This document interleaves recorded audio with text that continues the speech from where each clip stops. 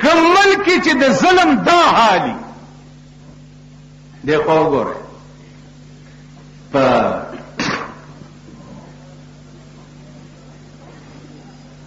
غریب سړي د زوی واده دی چرته پودره غوندې ډمه یې راوستې ده دا کوڅاډه به غوندې که نه حجره کې ګډۍ د علاقې ایس ایچ او صاحب ورپسې راشه وایي تا اجازت اخیستې ایس ایچ او نه تاڼې نه چې ډمه ګډې دلته نیسئ مړه ټول وریسي او تاڼه کې حوالات کې واچي قربان دې شم ایس ایچ او صاحب خدای دې مونږ ته هم په نیکه رامدد کا دا د نشترحال دمه چې بله ورځ د کابل نه راغلی وو حکومت ولا اعزاز ورکولو په نشترحال کې ګډېده دا دې ولې نه نیوه او بله د بنو ده که د کوم ځای ده په نشترحال کې چې معتبرو ته ډمه ګډېږي هغې دپاره تعزیرات پاکستان نشته او غریب لکه په حجره کې ګډه شن هغې دپاره تعزیرات پاکستان دا ستاسو ملک دی دا ستاسو حکومت دی دا ستاسو د ملک قانون دی قانون څه ته وایي 2 میاشتې ستاسو به یې سیشن وشي 2 میاشتې په ایمان یې وایي چې د پېښور خلکو پې پوه شوي یی چې دې 2 میاشتې کې صوبایي اسمبلی کې څه فیصله وشوه پوه شوي یی پې 2 ممبرانو په دې جګړه وکړه چې کار پارکینګ کې زما موټر په نور ولاړی چت ورته نشته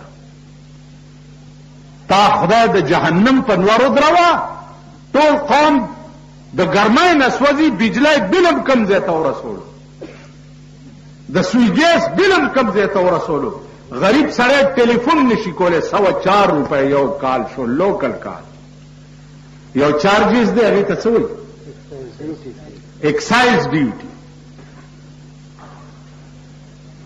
ښه د بجلی په بل باندې مسؤول ټیکس کوم دی وران شنو دا مسؤول ټیکس هغه شي نه هله چې په سړک راځي که نه نو دا بجلی په سړک را روان د ملکن نه ځکه چې د مسؤول چونګو ټیکه چا سره ده چا سره ده مسؤول ټیکس د بجلی په بل باندې تاسو خو ویل چې 100 یونټه بجلی به مفتی که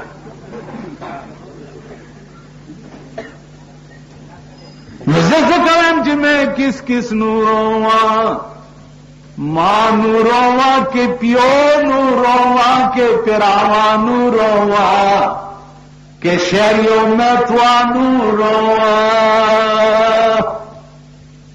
کم کم غم به د دې ملک جاړي خدای رانی وړي کابل وګورئ د کابل ښار له د لندن انګریزان به راتله چې څه به کېده نن زمینی آفت خو پرېږده چې په ښار نازل دی پرون نه بله ورځ آسماني آفت پې نازل شو سیلاب ته راغی چې د کابل په تاریخ کې نو راغلی زرګونه خلک سیر آب شو مړه شو او په سوونه کورونه تباه شو والله العظیم چې پېښور سره به هم دا معامله کېږي په خدای قسم که مونږ د سړي زامن نه شو مونږ سره به هم خدای دا چل کوي آسماني آفت به را باندې نازل شي زمینی آفت خو نازل که دکاندار تا ادرے مسور دی دال کے پاوے 24 روپے کلو دا کریانی دکان 100 روپے کلو دی الکا سلیریش قربان دیش مسور دال با پخوا خلقو دا غریبای دا وجه خوڑو دا سوا کنو غریبانو با دال خوڑو زکا چه غوخه بے اغسطه نشوا نن د مسور دال په 24 روپے کلو خو مسور دال کم ځای نه لاړو ته چل یو میخه چې قصاب وادي او د منډۍ نه د قصاب کور ته راځي 1000 روپۍ په د سرکار ټیکس لګېدلی پلاره کې بدمعشان ورته کینولي. کساب لبیا به کساب څنګه 30 روپۍ کیلو نه ورکوي؟ چې کساب 30 روپۍ کیلو ورکړي نو مجسټریټ دلته ورته یو پکې ګیرې والا قانون د لاس کې واغست. مخکې شه سپایانو ته به چې مخکې شه الله چې دی لاډر ورکړي او بیا چې مجسټریټ ورته په بټونو مړه د هغه کوناټي شنه کړي. وښه عجیب 3 بټچې فوډ کې پې باندې پرچه ورکړي. دا دکانداران واورئ 3 بټچې فوډ تاڼې ته چې بوټ سي تاڼېدار ته وایي چې یاره شپې له را پرېږده بیا به سهار شي. نه جي دا نان بیلیبل ده. نان بیلیبل پېژنئ؟ سر ولې خوځئ؟ څه پېژنې؟ ته څه کار کوې؟ سپینه ټوپۍ والا څه کار کوې؟ څه کار کوې؟ سور رنګ ورکوې خاص ټایم کې ځان نه مزدوري خدای پېژندلي.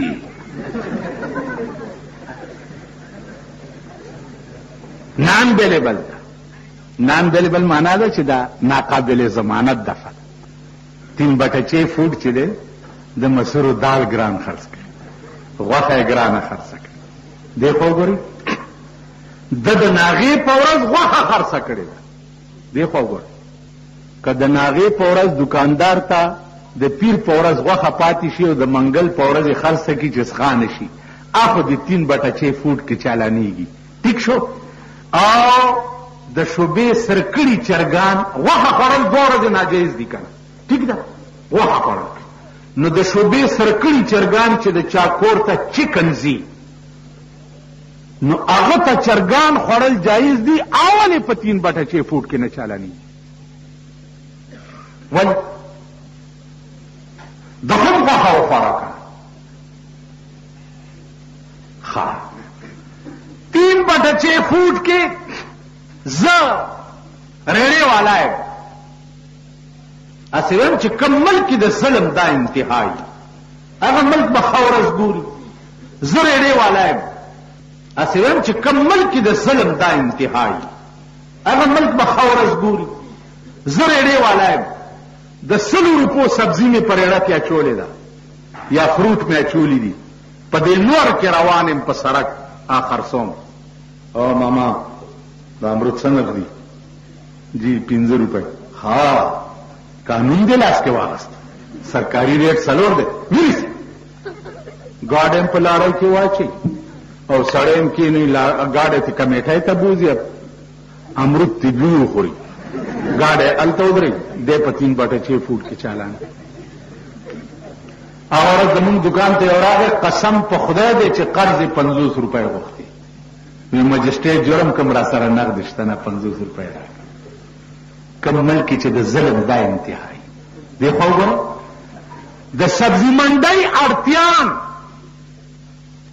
او د فروټ منډۍ اړتیان کروڑپتیان چا چې په یو پیره کې د کابل په د نیمبوانو په یو پیره کې د 3 لکه روپۍ ګټلې هغه ولې نه نیسئ په 3 بټچې فوډ کې؟ د سبزي منډۍ اړتیان او د فروټ منډۍ اړتیان په 3 بټچې فوډ کې چا واورېدو چې مجسټریټ نیولې؟ چا واورېدو؟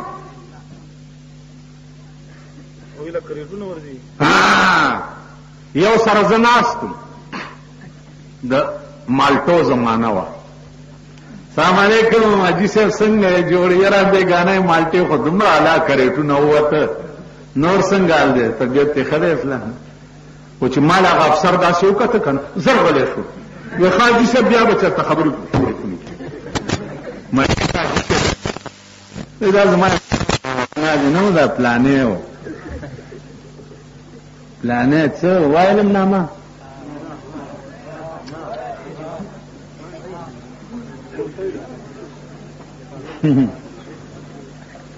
خی پیجنې غټ ډبلې غوندې دی د فروټو منډۍ.